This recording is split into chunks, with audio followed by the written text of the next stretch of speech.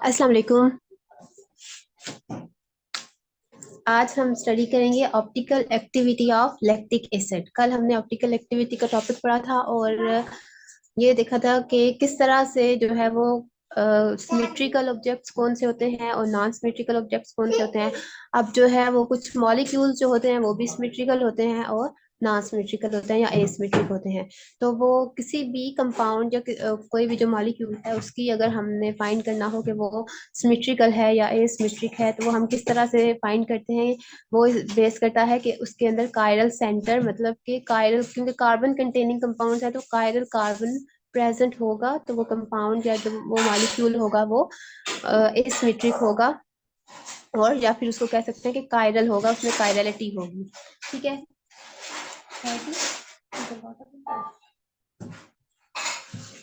अच्छा, तो फिर जो है इस तरह से जो है जिसमें कायरलिटी होगी या एसिमेट्रिक होगा, जिसमें कायरल कार्बन मौजूद होगा तो वो इससे अंदाजा होगा कि वो उसमें सिमेट्री नहीं है। फिर हम उसके जो है वो एक और तरीका होता है किसी भी चीज का फाइंड करने का कि वो सिमेट्रिकल है या अनसिमेट्रिकल है। तो उसके लिए हम जो कोई मालिक्यूल है फॉर एग्जांपल, उसका हम मिरर इमेज ड्रॉ करते हैं। मिरर इमेज अगर एक दूसरे पे सुपर इम्पोज हो जाए तो वो एसिमेट्रिक होगा, वो उसमें सिमेट्री होगी। और अगर जो है वो सुपर इम्पोज ना हो तो वो क्या हो जाएगा, वो एसिमेट्रिक होगा। फिर अब ऑप्टिकल एक्टिव जो है वो कौन से कंपाउंड्स होते हैं और कौन से नहीं होते।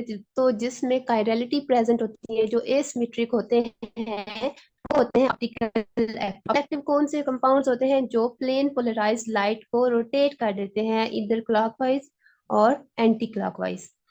तो अब जो है वो ये होती है कि ऑप्टिकल एक्टिविटी। आज हम जो है वो ऑप्टिकल एक्टिविटी स्टडी करेंगे लैक्टिक एसिड की। लैक्टिक एसिड जो है वो एक कार्बोक्सिलिक ग्रुप इसके अंदर प्रेजेंट होता है एज अ फंक्शनल ग्रुप, और इसके साथ साथ इसमें एक मतलब ये पॉली फंक्शनल है, यानी कि more than one functional groups present होते हैं। एक कार्बोक्सिलिक ग्रुप प्रेजेंट होता है और एक हाइड्रोक्सी ग्रुप प्रेजेंट होता है। तो आईयूपैक इसका नेम अगर हम देखें तो आईयूपैक इसका नेम है 2 हाइड्रोक्सी प्रोपायोनिक एसिड।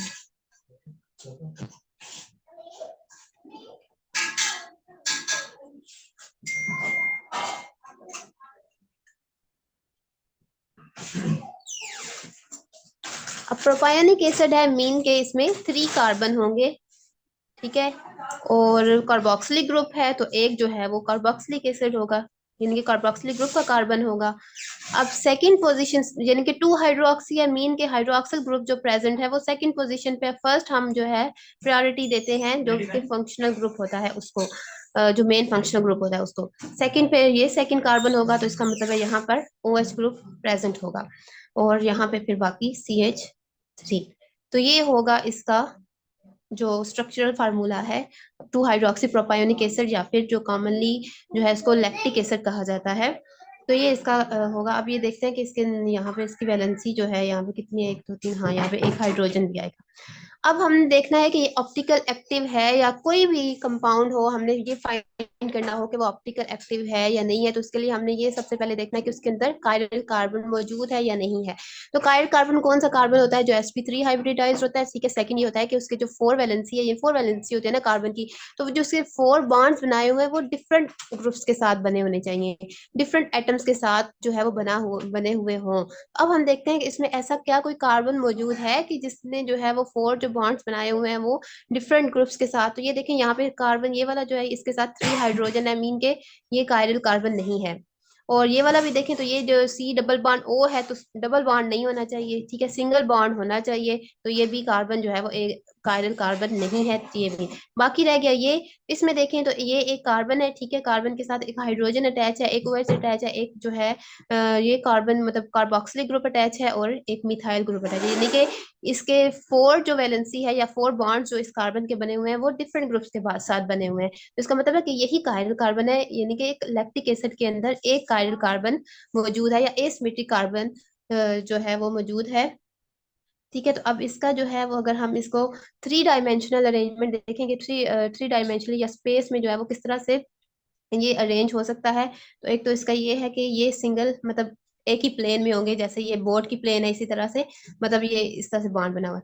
बाकी जो है ये बैकवर्ड डायरेक्शन में जो डॉटेड लाइन से अगर हम जो है वो कार्बोक्सिलिक ग्रुप, यानी कि ये आपके ये इस तरह से है ना, मतलब ये यूं करके, तो ये बैकवर्ड जो है वो एक कार्बोक्सिलिक ग्रुप प्रेजेंट होगा, और इस साइड पे इधर फ्रंट में जो है यहाँ पे आपकी तरफ कौन सा ग्रुप प्रेजेंट होगा, मिथाइल, COOH।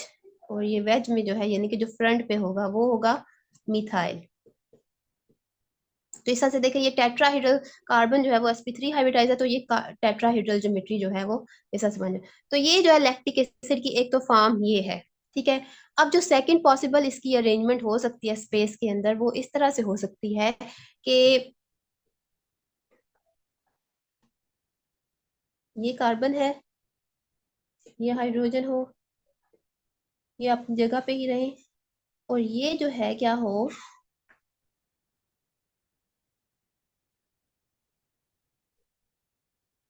जिनका अब मिथाइल ग्रुप इस डायरेक्शन में आ जाए, और कार्बोक्सिलिक ग्रुप इस डायरेक्शन में आ जाए,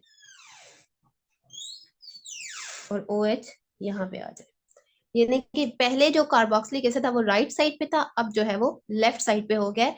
तो अब आप देखें तो ये एक ये फॉर्म है लैक्टिक एसिड की, और एक ये फॉर्म है, यानी कि टू आइसोमेरिक फॉर्म जो है इसकी, ये एग्जिस्ट करती हैं।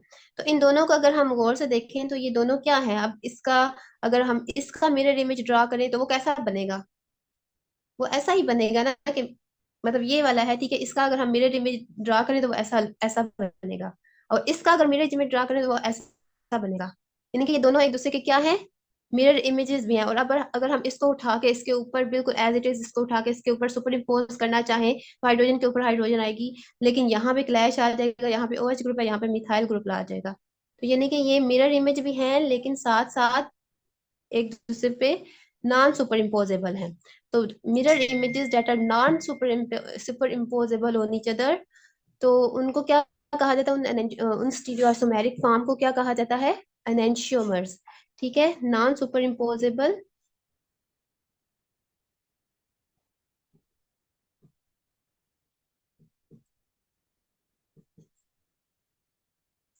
Mirror images are called enantiomers.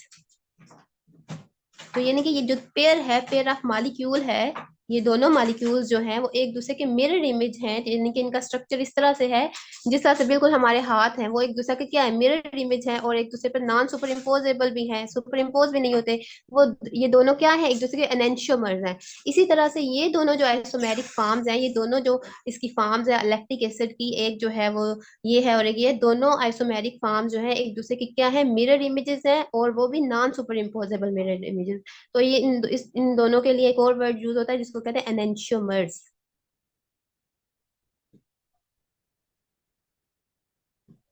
ठीक है, तो they are enantiomers of each other.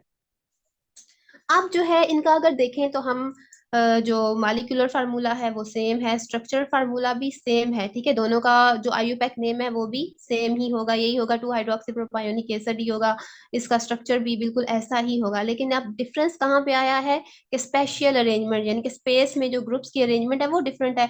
तो वो स्टीरियो आइसोमरिज्म की जो हमने डेफिनेशन पढ़ी, तो स्टीरियो आइसोमर्स इस तरह से ये दोनों एक दूसरे के स्टीरियो आइसोमर्स हुए, यानी कि इनकी ये जो अरेंजमेंट है स्पेस में वो डिफरेंट है। अब इस डिफरेंट अरेंजमेंट की वजह से अब स्टीरियो आइसोमर्स के तो जो है 2 टाइप्स हैं, एक ऑप्टिकल आइसोमर्स हैं और दूसरा जो है वो ज्योमेट्रिकल आइसोमर्स हैं। तो ऑप्टिकल आइसोमर्स के लिए जो कंडीशन है वो ये है कि इसमें कायरल ऑप्टिकली एक्टिव है, कायरल कार्बन से हमें पता चल गया कि ये कायरल ऑप्टिकली एक्टिव है। अब ये दोनों एक दूसरे के ऑप्टिकल आइसोमर्स किस तरह से होंगे, देखें, अब ये देखें कि इन ये आइसोमर्स एक दूसरे के ऑप्टिकल आइसोमर्स इस तरह से हैं कि सेम स्ट्रक्चर फार्मूला है, सेम मॉलिक्यूलर फार्मूला है, लेकिन इनकी जो ऑप्टिकल एक्टिविटी है वो डिफरेंट है।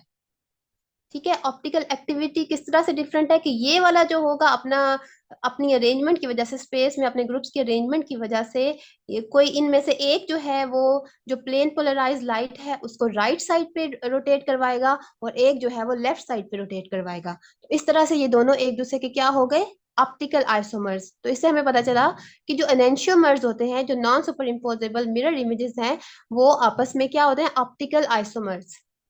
ठीक है।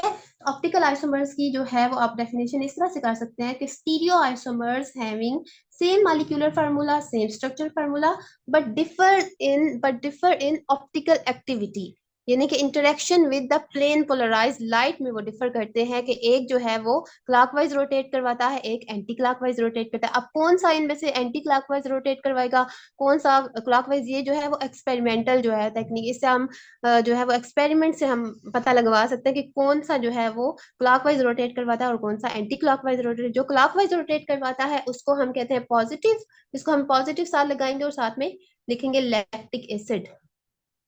ठीक है। और यहाँ पे इसके लिए हम यहाँ पे नेगेटिव लगाएंगे, लिखेंगे, और साथ में हम इधर ब्रैकेट में यहाँ पे साथ में लिखेंगे नेगेटिव लैक्टिक एसिड। तो ये तो दो फॉर्म्स है जो आइसोमेरिक फॉर्म्स हैं इसकी, लैक्टिक एसिड की। अब तीसरी फॉर्म भी है, ये तो ऑप्टिकली एक्टिव है ना, यानी कि जो रोटेट करवाती है।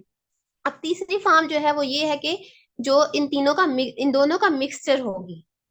ठीक है, यानी कि एक्विमोलर मिक्सचर 50% जो होगा वो पॉजिटिव, यानी कि ये वाला होगा पॉजिटिव जो फॉर्म है वो होगी, और 50% हमारे पास नेगेटिव फॉर्म होगी, यानी कि mixture of positive and negative जो ऑप्टिकल आइसोमर्स हैं उनको उसको उस मिक्सचर को हम क्या कहते हैं, रेजमिक मिक्सचर। यहाँ पे आपकी बुक में भी एक वर्ड है रेजमिक मिक्सचर। तो वैसे ये जो है वो इनकी कोई आइसोमेरिक फॉर्म तो नहीं है, वो तो एक मिक्सचर है। वैसे इसके हम यही कहते हैं कि ये इसकी दो फॉर्म्स, ये आइसोमेरिक फॉर्म एक जो है वो पॉजिटिव है और एक नेगेटिव है। लेकिन अब यहाँ पे आपकी बुक में यही लिखा हुआ है कि थ्री फॉर्म्स आर नोन, और तीसरा उन्होंने जो रेजमिक मिक्सचर है उसको भी इसकी फॉर्म में ही कंसिडर किया हुआ है। तो वो क्या है, equimolar equimolar mixture of positive and negative form. ठीक है, एक्विमोलर मिक्सचर जब पॉजिटिव और नेगेटिव का होगा तो उसको हम कहेंगे रेजमिक मिक्सचर। तो अब वो जो है वो क्या होगा, वो क्या ऑप्टिकली एक्टिव होगा। तो रेजमिक मिक्सचर जो है, जो थर्ड फॉर्म यहाँ पे उन्होंने कहा है, third form of lactic acid, तो वो ऑप्टिकली एक्टिव नहीं होगा। क्यों नहीं होगा, क्योंकि 50% जो है वो पॉजिटिव है और 50% नेगेटिव है, इक्वल है। तो एक ये पॉजिटिव नेगेटिव एक दूसरे को की जो कायरलिटी है, जो या एक दूसरे की जो ऑप्टिकल एक्टिविटी है उसको कैंसिल आउट कर देंगे। तो जो रेजमिक मिक्सचर है वो क्या होगा, ऑप्टिकली नॉन एक्टिव होगा, यानी कि ऑप्टिकली एक्टिव नहीं होगा।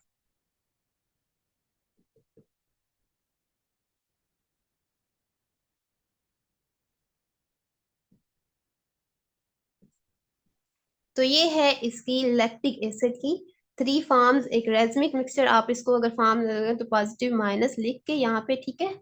तो इस तरह से आप एसिड, यानी कि mixture of both these forms.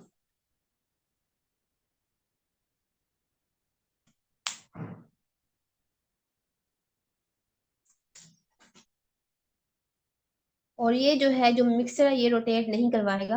अगर आप फॉर एग्जांपल मिक्सचर यूज करते हैं पोलैरिमीटर में रख के उसको चेक करने के लिए, तो वो रोटेट नहीं करवाएगा, वो ऑप्टिकली नेगेटिव होगा। अच्छा, अब नेक्स्ट हम देखते हैं कि optical isomerism of tartaric acid. तो टारटारिक एसिड में जो है वो किस तरह से वो ऑप्टिकल आइसोमरिज्म शो करता है, या उसके कितनी फॉर्म्स, कितने ऑप्टिकल आइसोमर्स हैं। ठीक है, तो हम,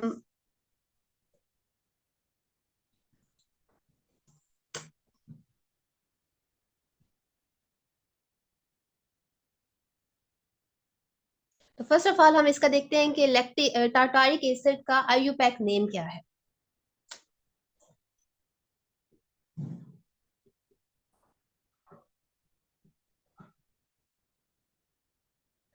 अच्छा, इसमें इसका नाम है 2,3 di hydroxy butane dioic acid. 2,3 di hydroxy mean के इसमें इसका मतलब है कि इसमें 2 हाइड्रोक्सिल ग्रुप मौजूद हैं। ब्यूटेन मतलब 4 कार्बन है इसके अंदर।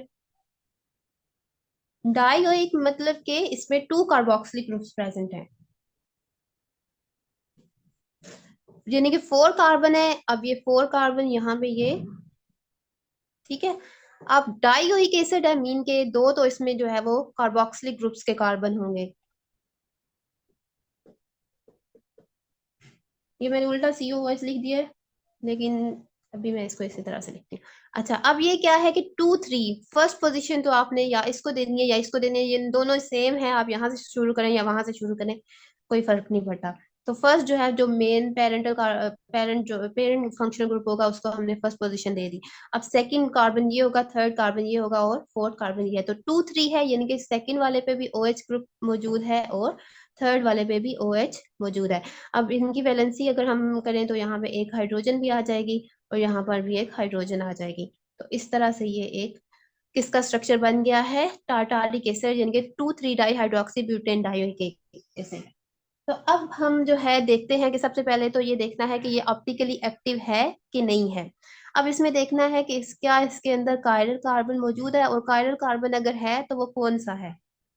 तो देखें यहाँ पे ये COOH है, कार्बोक्सिल ग्रुप है, C डबल बॉन्ड है, ये तो हो ही नहीं सकता ये, क्योंकि ये sp3 हाइब्रिडाइज्ड नहीं है और ये भी नहीं है। तो ये दोनों तो आप छोड़ दें, इन दोनों को देखते हैं। इन दोनों में देखें तो ये कार्बन है, ठीक है, इसके साथ एक हाइड्रोजन है, एक OH है, यहाँ पे ये कार्बोक्सिल ग्रुप है, और बाकी ये सारा ग्रुप जो है ये है 4 वाला इस कार्बन के साथ। तो ये नहीं कि ये क्या है, ये ऑप्टिकली इसमें कायरल कार्बन एक मौजूद है। अब इस कार्बन को भी देख लेते हैं, तो इस कार्बन को भी देखें तो ये एक हाइड्रोजन है, एक OH है, एक COH है, तो एक ये पूरा ग्रुप इसके साथ ये वाला अटैच है।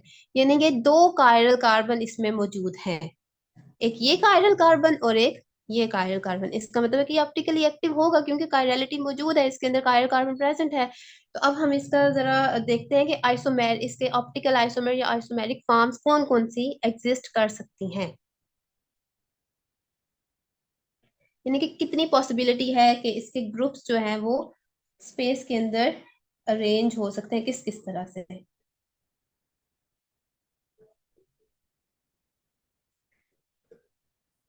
एक तो ये है कि हाइड्रोक्सिल ग्रुप और हाइड्रोजन एक दूसरे को ऑपोजिट साइड पे चले जाएं, एक ये पॉसिबिलिटी है। ठीक है, अब सेकंड जो पॉसिबिलिटी है वो ये है कि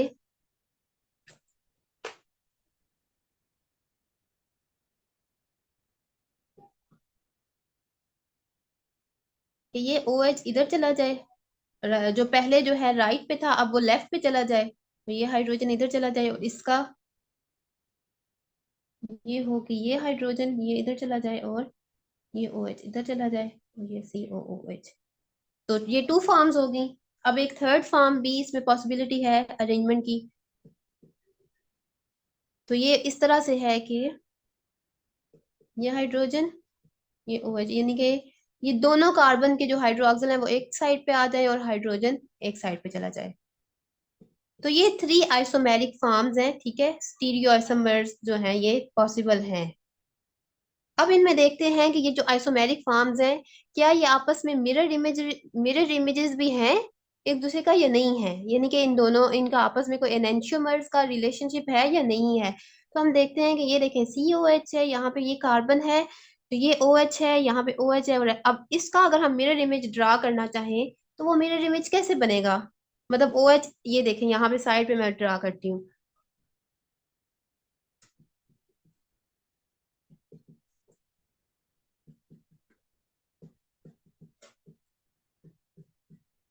ये फॉर एग्जाम्पल हमने इसके सामने मिरर रख दिया है, ठीक है।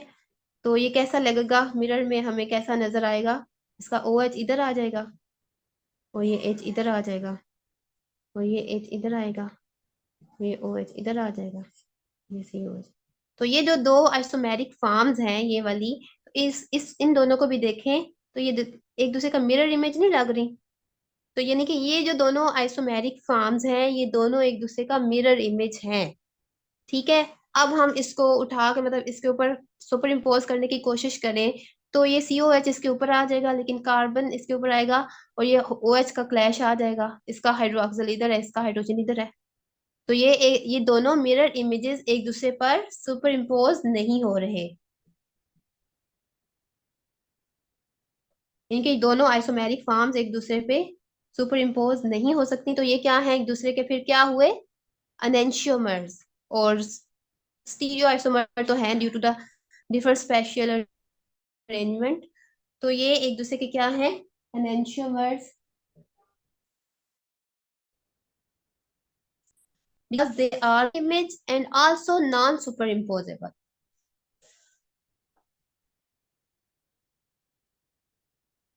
अच्छा, इन दोनों का तो रिलेशन हमने देख लिया, इनका same structure formula, same molecular formula same, लेकिन जो है वो डिफरेंट इनका क्या है, ये अरेंजमेंट और अब ये देखें, ये जो है, ये जो थर्ड फॉर्म है, ये भी तो इन्हीं की है ना, मतलब इसका भी मॉलिक्यूलर फार्मूला भी सेम है, स्ट्रक्चरल फार्मूला भी सेम है, और ये इसका इनका स्टीरियो आइसोमर भी है, क्योंकि इसका जो ग्रुप है वो जो है वो इनके ग्रुप्स की डिफरेंट अरेंजमेंट है, तो इस वजह से ये भी ये तो एक आइसोमेरिक फॉर्म है। चलो, स्टीरियो आइसोमर तो है, लेकिन अब ये देखना है कि क्या ये दोनों फॉर्म्स एक दूसरे का मिरर इमेज हैं। तो ये देखें, इसका अगर हम मिरर इमेज ड्रा करें तो वो तो ऐसा बनेगा ना, इसकी मिरर इमेज जो फॉर्म है या मिरर इमेज है वो तो इस तरह का होगा ना, इस तरह का तो नहीं होगा।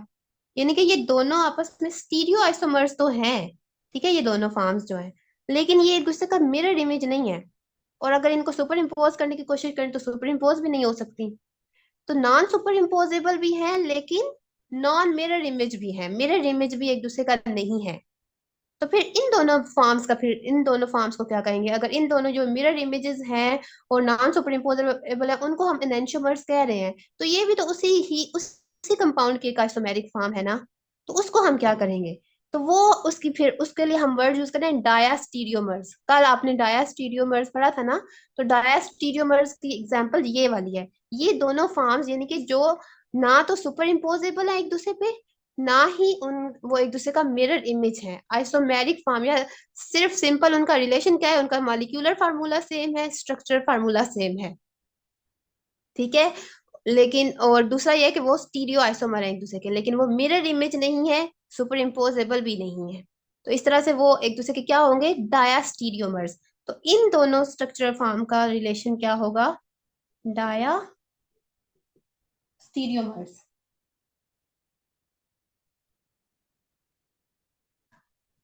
ये आपकी बुक में भी देखें, डेफिनेशन लिखा, स्टीरियो आइसोमर्स यानी कि दोनों स्टीरियो आइसोमर्स हैं, which are not mirror images of each other are called diastereomers. तो ये दोनों आपस में स्टीरियोमर्स तो हैं एक दूसरे के, लेकिन ये मिरर इमेजेस नहीं है। इनके स्ट्रक्चर इस तरह क्या है कि ये एक दूसरे के मिरर इमेजेस नहीं है, तो इसलिए इनको क्या कहेंगे, डायास्टीरियोमर्स। तो डायास्टीरियोमर्स की फिजिकल प्रॉपर्टीज भी डिफरेंट होती हैं, और केमिकल प्रॉपर्टीज भी। और जो एनेंटियोमर्स हैं उनकी ये हो सकता है कि फिजिकल प्रॉपर्टीज सेम हो, लेकिन केमिकल प्रॉपर्टीज तो डिफर करती हैं। अब ये जो है यहाँ पर अब इसका, चले इन दोनों का तो हमने रिलेशन देखा है कि ये डायस्ट्रीम, तो ये जो है अगर इसको भी हम इसके साथ कंपैरिजन करें इन दोनों फॉर्म्स का भी, तो ये भी एक दूसरे के मिरर इमेज नहीं बन रहे हैं, ठीक है। ये दोनों एक दूसरे के मिरर इमेज नहीं बन रहे हैं, तो इसका मतलब है कि लेकिन स्टीरियो आइसोमर्स हैं आपस में, तो स्टीरियो आइसोमर ये भी क्या होंगे, एक दूसरे के डायास्टीरियोमर्स।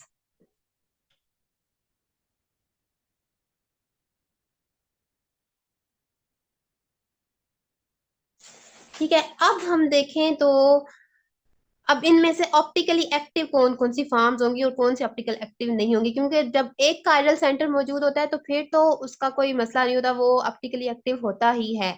लेकिन इसमें जो है वो टू कायरल कार्बन हैं। तो अब ये देखें, इसको हम देखते हैं कि इसमें सिमिट्री है कि नहीं। चले, ये दोनों एक दूसरे के मिरर इमेज में है, इसमें कोई सिमिट्री भी नहीं है, क्योंकि अब यहाँ पे ये प्लेन ऑफ सिमिट्री है, यहाँ से आप इसको कट करें, एक कार्बन इधर जाएगा, दो कार्बन इधर जाएंगे, दो कार्बन इधर जाएंगे।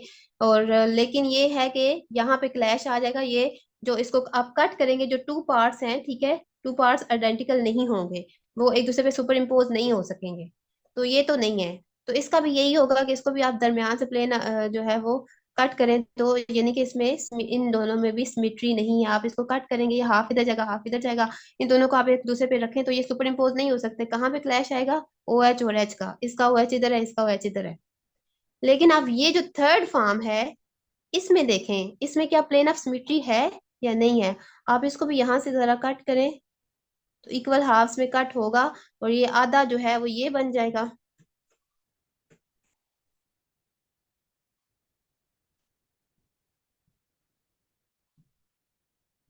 हाफ ये हो गया,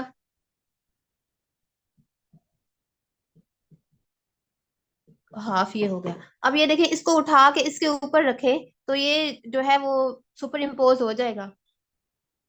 तो इसका मतलब है ये दोनों आइडेंटिकल हैं। तो आइडेंटिकल होने की वजह से इसमें इसमें जो सिमिट्री आ गई है, अब ये नॉन सिमिट्रिक नहीं रहा, बावजूद इसके कि इसके अंदर कायरल कायरल कार्बन मौजूद है। लेकिन क्या हुआ है कि इंटरनल कंपनसेशन की वजह से इसकी जो डिससिमेट्री है वो खत्म हो गई, इसमें सिमेट्री आ गई, इसमें प्लेन ऑफ सिमेट्री प्रेजेंट है, जिसकी वजह से ये ऑप्टिकली इनएक्टिव हो जाएगा, ये जो फॉर्म है ये वाली। ठीक है, तो जो है वो आप फिर इसको, ऐसा जो कंपाउंड होता है जिसमें कायरल कार्बन तो मौजूद हो लेकिन इसके बावजूद वो ऑप्टिकली एक्टिव हो, उसको कहते हैं मीजो कंपाउंड। इसके लिए वर्ड यूज होगा इस आइसोमेरिक फॉर्म के लिए, meso compound. The compound which is optically inactive due to internal compensation, कि इंटरनल जो है वो कंपनसेशन हो गई है, दो कायरल कार्बन आ गए जिन्होंने एक दूसरे की इफेक्ट, मतलब सिमेट्री आ गई है, जिसकी वजह से वो ऑप्टिकली एक्टिव नहीं रहा, तो उसको हम कहते हैं मीजो कंपाउंड।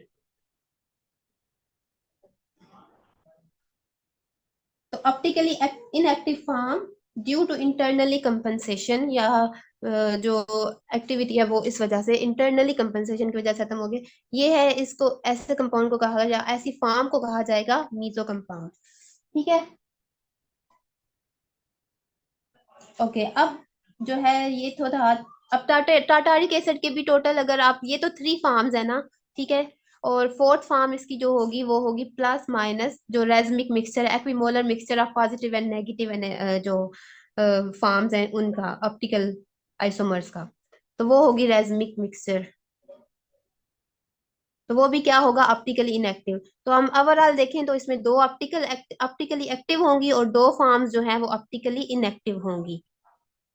ठीक है, तो ये है जी आज का जो ऑप्टिकल एक्टिव आइसोमर्स है उनके बारे में। इसमें से कोई क्वेश्चन है आपका तो आप अभी मुझसे पूछ लें, फिर जो है वो क्लास, ये टाइम खत्म होने वाला है, फिर हम नेक्स्ट जो है वो ज्योमेट्रिकल आइसोमरिज्म जो है वो दोबारा ज्वाइन करके स्टार्ट करेंगे। अभी आप कोई क्वेश्चन है तो पूछ लें।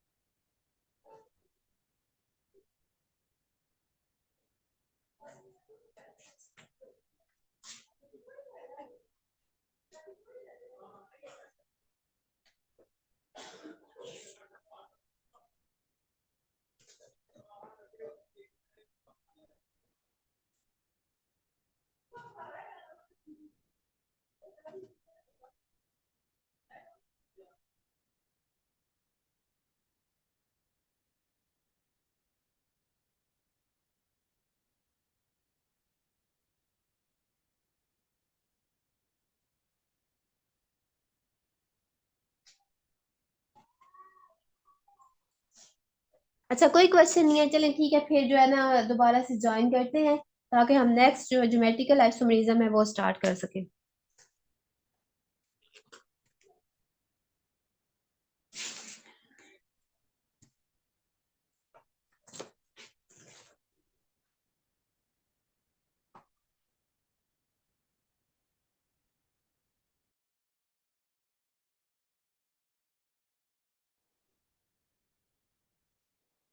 ओके, नेक्स्ट हम स्टार्ट करते हैं ज्योमेट्रिकल आइसोमरिज्म।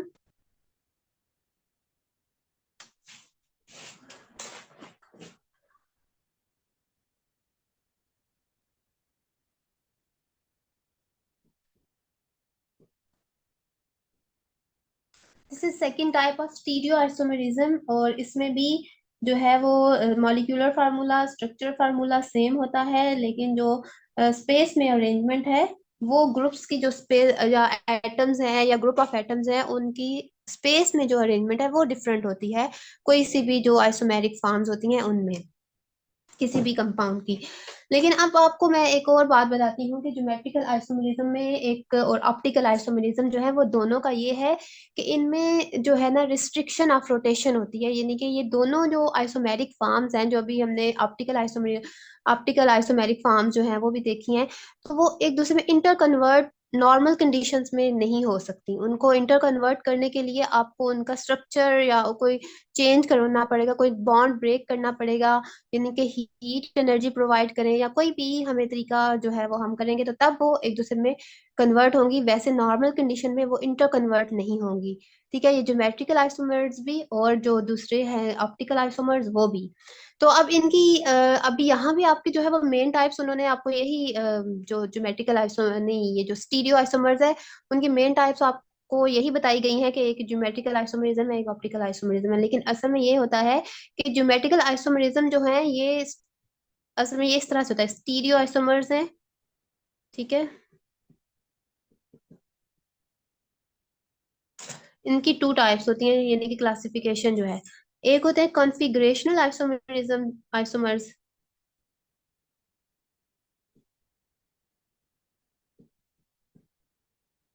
कॉन्फ़िगरेशनल आइसोमर्स, और सेकंड होता है कॉन्फॉर्मेशनल।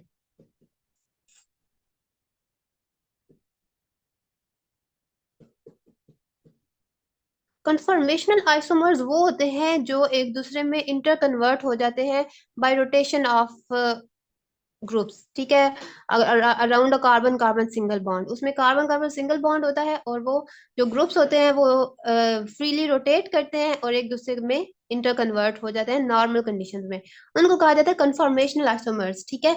अब सेकंड जो टाइप है कॉन्फ़िगरेशनल आइसोमर्स, उन वो ऐसे होते हैं जिनको वो जो नॉर्मल ऑर्डिनरी कंडीशंस में या बाय रोटेशन जो है वो इंटर कन्वर्ट नहीं हो सकते, उनके लिए स्पेसिफिक कंडीशंस रिक्वायर्ड होते हैं, बॉन्ड कॉन्फ़िगरेशन को ब्रेक करना पड़ता है, बॉन्ड्स को ब्रेक करना पड़ता है, यानी कि वो कॉन्फ़िगरेशन से रिलेट करते हैं, इस वजह से उनको के लिए वर्ड यूज होता है कॉन्फ़िगरेशनल आइसोमर्स। अब ये जो कॉन्फ़िगरेशनल आइसोमर्स है इनकी टू टाइप्स हैं, एक आ जाते हैं ऑप्टिकल, ऑप्टिकल आइसोमर्स आ जाते हैं उसमें, और ज्योमेट्रिकल आइसोमर्स। ज्योमेट्रिकल आइसोमर्स को कहा जाता है सिस ट्रांस आइसोमर भी कहा जाता है, क्योंकि इनकी दो ही फॉर्म्स हैं,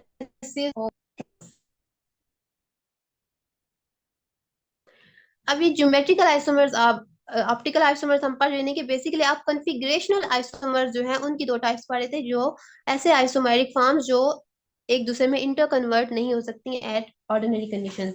तो अब हम आज ज्योमेट्रिकल आइसोमेरिज्म स्टार्ट करते हैं, लेकिन इससे पहले हम देखते हैं कि ज्योमेट्रिकल आइसोमेरिज्म के लिए रिक्वायरमेंट्स क्या होती हैं, कौन से कंपाउंड्स होते हैं जिनमें ज्योमेट्रिकल आइसोमेरिज्म जो है वो प्रेजेंट होती है।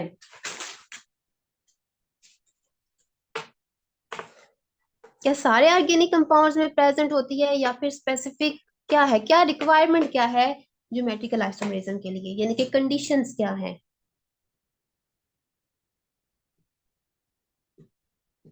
तो कंडीशंस ये है, सबसे पहले तो ये है कि रिस्ट्रिक्टेड रोटेशन, मतलब ऐसे ग्रुप्स प्रेजेंट हों जो कि रोटेशन को रिस्ट्रिक्ट करें, ठीक है, किसी भी ऑर्गेनिक कंपाउंड में, यानी कि अब जो कोई भी ऐसा ग्रुप है जिसके साथ या उसकी अपनी जो रिस्ट्रिक्शन रोटेशन है, फ्रीली जो रोटेट कर सकता है उसको रिस्ट्रिक्ट करें, जैसे कि ऐसे ग्रुप्स प्रेजेंट हो जो कि रिस्ट्रिक्टेड रोटेशन,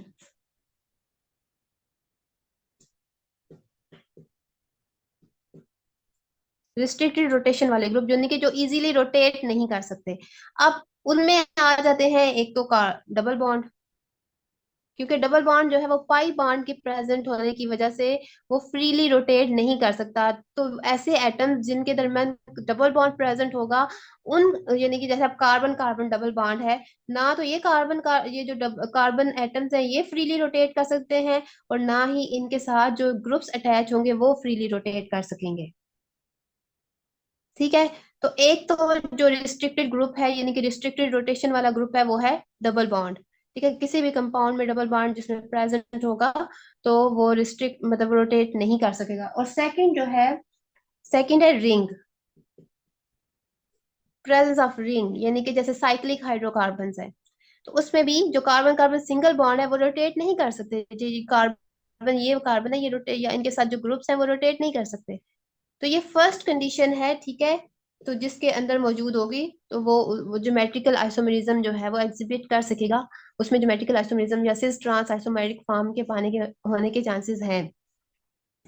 लेकिन अब क्या सारे अब अल्कीन्स में डबल बॉन्ड प्रेजेंट होता है, तो डबल क्या सारे डबल बॉन्ड वाले जो है वो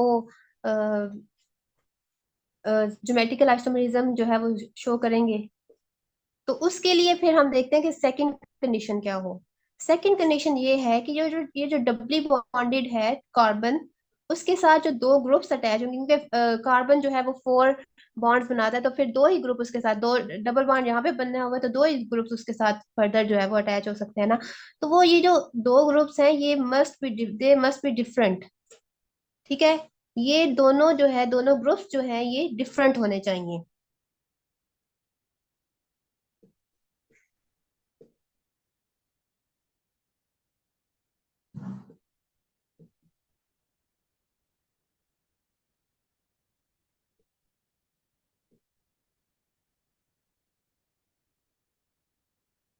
मस्ट बी डिफरेंट।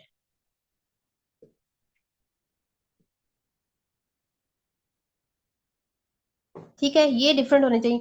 जैसे अब ये है, यहाँ पे अगर कोई ए ग्रुप अटैच है तो यहाँ पे ए नहीं होना चाहिए, यहाँ पे बी होना चाहिए।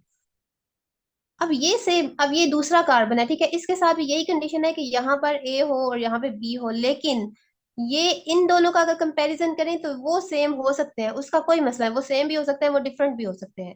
यानी कि यहाँ पर ए है तो वो कोई मसला नहीं, लेकिन एक ये जो कार्बन है या ये कार्बन है, इन इसके साथ जो दो ग्रुप्स अटैच है उनका डिफरेंट होना जरूरी है।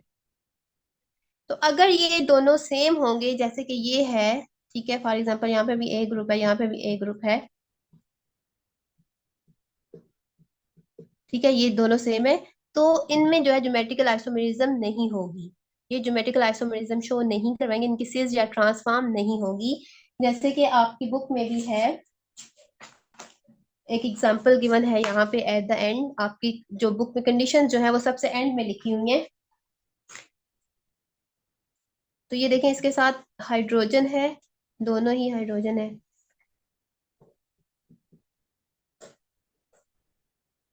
तो ये जो है आइसोमेरिक ज्योमेट्रिकल आइसोमेरिज्म, ये जो है वो एग्जिबिट नहीं करेगा, इसमें isomeric cis and trans isomeric form इसमें नहीं होंगी, क्योंकि सेकंड कंडीशन फुलफिल नहीं हो रही, इस कार्बन के साथ जो है वो सेम ग्रुप्स अटैच है, दोनों हाइड्रोजन है।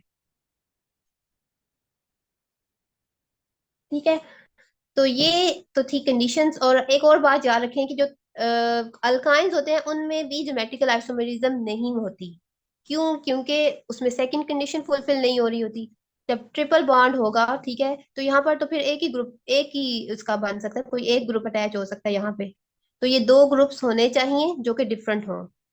ठीक है, तो ट्रिपल अल्काइंस में भी नहीं होती और अल्कीन्स में होती है, और अल्कीन्स में भी किसके साथ? जिसमें डबली बॉन्डिंग कार्बन के साथ टू डिफरेंट ग्रुप्स अटैच होंगे। और सेकंड जो है, जो साइक्लिक हाइड्रोकार्बन्स है, उनके अंदर होती है ज्योमेट्रिक आइसोमेरिज्म। अच्छा जी, अब ज्योमेट्रिकल आइसोमेरिक फॉर्म्स जो है वो होती हैं टू टाइप्स की। एक होती है सिस फॉर्म और एक होती है ट्रांस फॉर्म।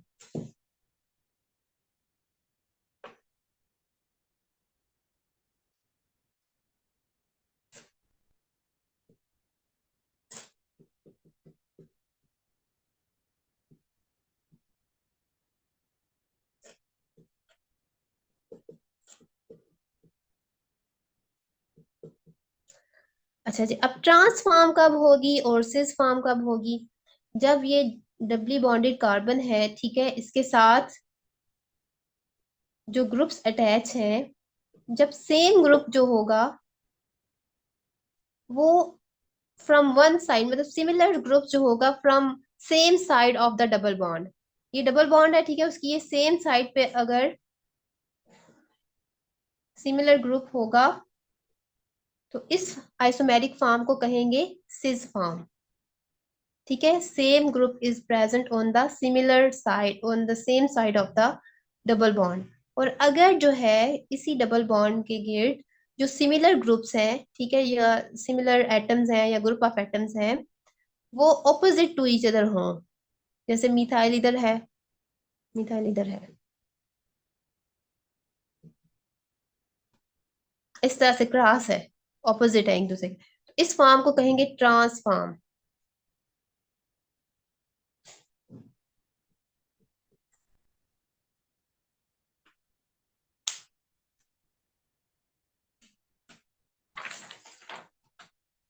अब जैसे टू ब्यूटीन की एग्जांपल है यहाँ पे, तो ये टू ब्यूटीन ही है।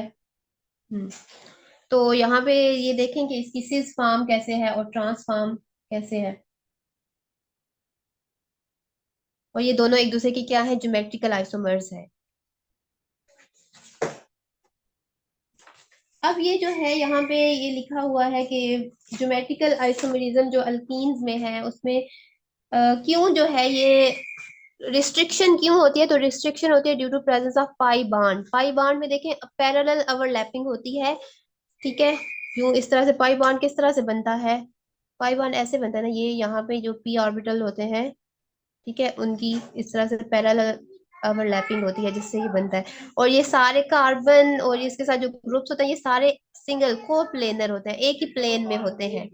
और ये रोटेट नहीं कर सकते क्योंकि जब ये इस तरह से ये रोटेट करना चाहेंगे तो ये क्या होगा, ये ऐसे बॉन्ड इस तरह से हो जाएगा ना, एक कार्बन तो स्टेशनरी रहेगा। रोटेट तो तब जब दोनों ही रोटेट करेंगे, इस तरह से करेंगे तो फिर तो उल्टा हो जाएगा, फिर तो कोई फर्क नहीं पड़ेगा, वैसे का वैसा ही होगा ना। अब एक कार्बन स्टेशनरी रहेगा, दूसरा कार्बन रोटेशन तब होगी जब एक उधर ही रहे, दूसरा इस तरह से रोटेट करे। तो वो जब दूसरा रोटेट करेगा तो ये क्या उल्टा हो जाएगा, ये यूं करके बॉन्ड ब्रेक हो जाएगा ना, ये जो ओवरलैपिंग है ये खत्म हो जाएगी। तो जब बॉन्ड ब्रेक हो जाएगा तो फिर स्ट्रक्चर ही खत्म हो जाएगा अल्कीन का। तो अब इस रिस्ट्रिक्शन की वजह से जो ज्योमेट्रिकल आइसोमेरिज्म अराइज करती है कि जिसकी वजह से क्या होता है कि जब गिवन कंडीशंस होते हैं जहां पे जो ग्रुप अटैच हो गया उसने वहीं पे रहना है, ठीक है, वो फिक्स्ड पोजीशन हो गई है। अब किसी की इस तरह से हो गई है तो वो ये फॉर्म ले लेगा, किसी की इस तरह से अटैचमेंट होगी तो वो इस तरह से ये फॉर्म ले लेगा।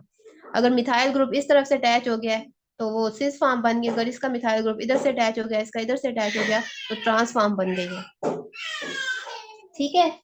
तो ये जो है ये इस वजह से होता है, rotation about pi bond is not possible because it would break the pi bond, क्योंकि रोटेशन जो है वो पाई बॉन्ड को ही ब्रेक कर देगी।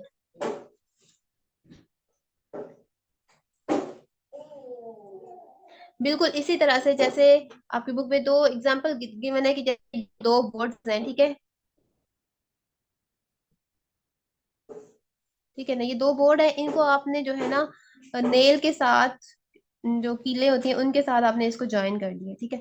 अब ये यहाँ पे जब इतने ज्वाइन हुआ हुआ है ना, तब ये इसको हम ऐसे ऐसे रोटेट करेंगे ना तो ये रोटेट, ये इधर ही रहेगा, या इसको हम रोटेट करना चाहे तो ये रोटेट करेगा, ठीक है।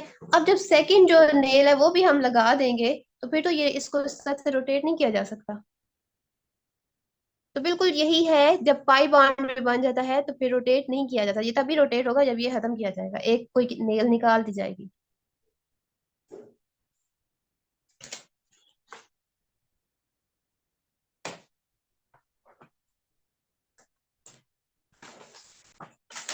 ठीक है, this is isomer is one in which two similar groups are on the same side of the double bond. The trans isomer is that which two similar groups are on opposite sides of the double bond. तो इस तरह से इसके लिए cis trans isomerism का word भी use होता है। अब ये है कि interconversion of cis trans isomer, तो इंटर कन्वर्जन नॉर्मल कंडीशंस में तो पॉसिबल ही नहीं है।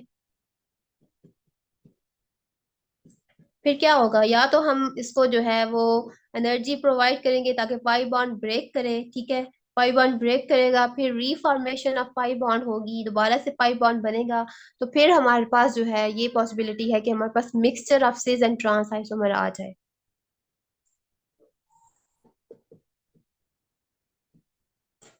जैसे कि अब ये देखें कि the conversion of cis isomer into trans isomer और vice versa is possible only if either isomer, कोई भी इनमें से सिस फॉर्म ले लें ट्रांस फॉर्म ले लें, उसको हम हीट अप करें टू हाई टेम्परेचर, जैसे अब इसी को सिस फॉर्म को ही ले लेते हैं हम,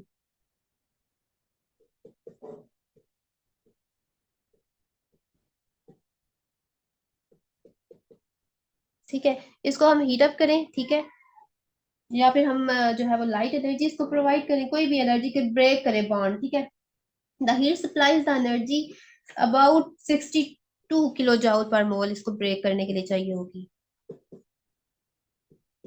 to break the pi bond so that rotation about sigma bond become possible, क्योंकि जब ये वाला बॉन्ड ब्रेक करेगा फिर तो ये रोटेशन हो सकती है, फिर ये हो सकता है कि ऐसे रोटेट करे, मिथाइल इधर आ जाए और हाइड्रोजन इधर चला जाए, मतलब इस तरह से बॉन्ड ब्रेक किया, ठीक है, तो क्या हुआ, ये इस तरह से ये फॉर्म आ गई, इसमें हाइड्रोजन इधर चला गया,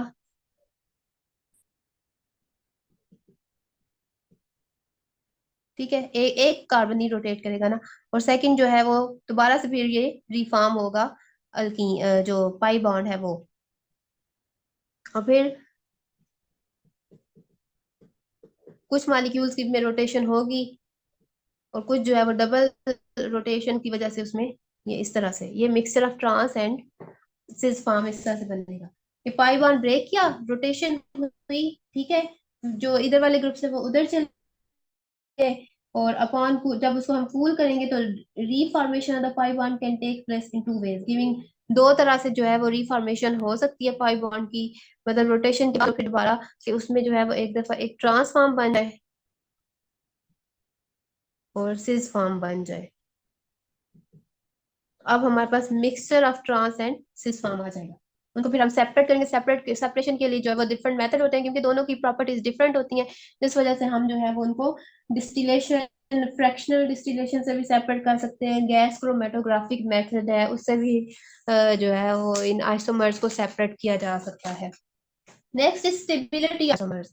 अब ये सिस फॉर्म है या ट्रांस फॉर्म है, इनमें से कौन सा आइसोमर ज्यादा स्टेबल होगा? क्योंकि कुछ रिएक्शन की कंडीशंस ऐसी होती हैं कि उनमें हमारे पास जो है वो जो मेजर प्रोडक्ट आती है वो सिस फॉर्म ही आती है या ट्रांस फॉर्म आती है। फिर ऐसी कंडीशन दी जाती है क्योंकि ट्रांस, अब इनमें से जो स्टेबल हो उसी को प्रायोरिटी दी जाएगी ना, कि हमारे पास ज्यादा से ज्यादा मेजर प्रोडक्ट जो रिएक्शन की आनी है वो ट्रांस फॉर्म में आए। क्यों? क्योंकि trans form is more stable than cis form. Trans form stable है तो इसके रीजन ये है कि जैसे ये,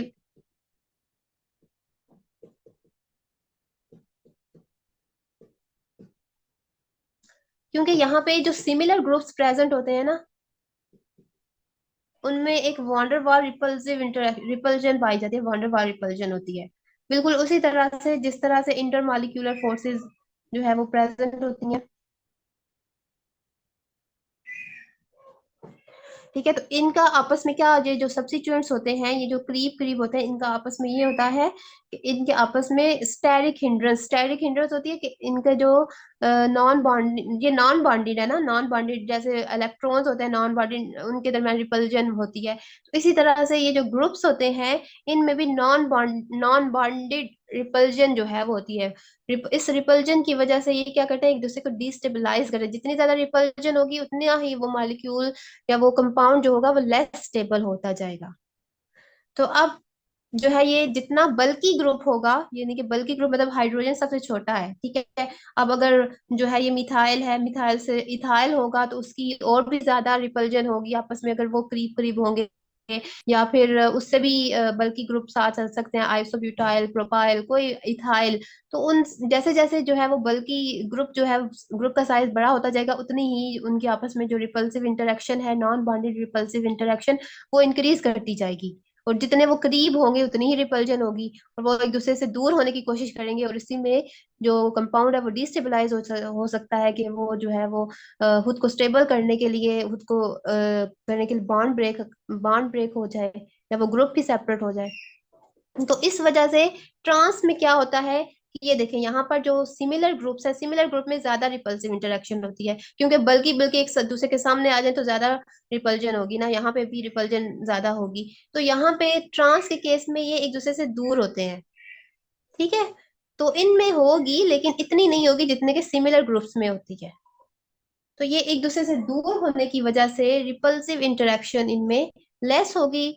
और जो सिज हैं उनमें ये देखें ये करीब हैं, दोनों एक जैसे हैं, तो यहाँ पे रिपल्जन ज्यादा होगी। तो इस वजह से जो सिज फॉर्म है वो लेस स्टेबल होती है as compare to trans form. Trans form is more stable.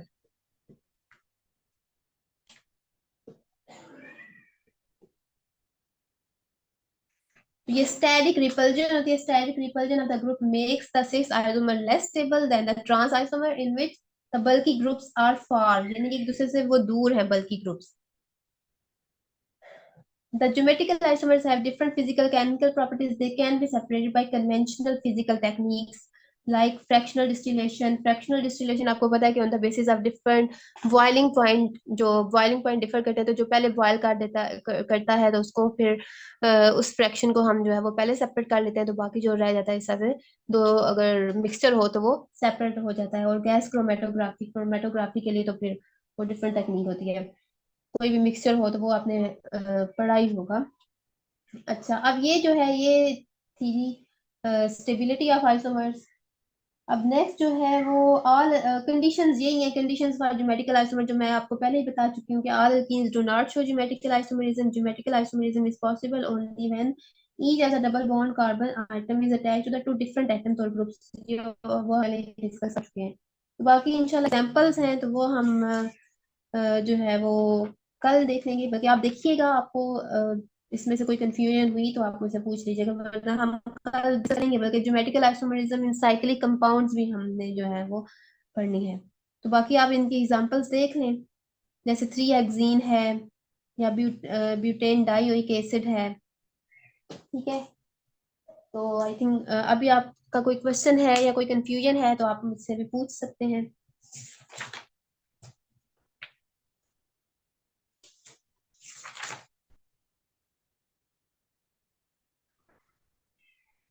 अच्छा, वो वीडियोस अपलोड किए देखी हैं आपने?